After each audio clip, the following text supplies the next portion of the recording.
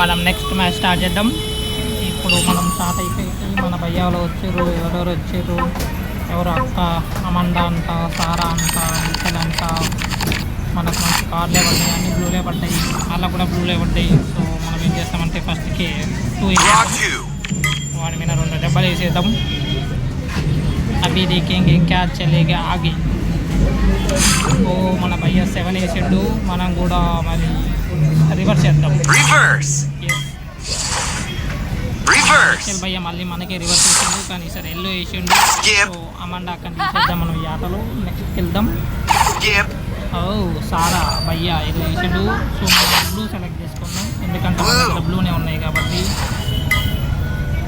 భయ్య అక్క ఏం చేస్తుంది? ఓ అక్కడ 9 వేసింది, 2 వేసిండు. ఓ మన లక్ కొద్ది అందరు ఓకే అన్నారు. సో మనం కానీ మనం ఓన్లీ 2. ఎస్, మనం ఈసారి గెలిచేటట్టున్నాం, చాలా తొందరలో గెలిచేస్తున్నాం.